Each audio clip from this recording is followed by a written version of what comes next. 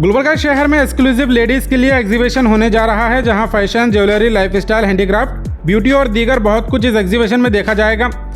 शहर के Yadulla colony अलचारे college के पीछे स्टडी ब्रिज इंटरनेशनल स्कूल में ये ग्रैंड लेडीज एग्जीबिशन 25 और 26 अक्टूबर को रखा गया है।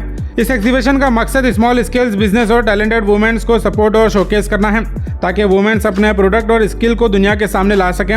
याद रहे, इस एग्जीबिशन में एंट्री बिल्कुल फ्री रहेगी। लेडीज और किड्स यहाँ विजिट कर एंजॉय कर सकती हैं।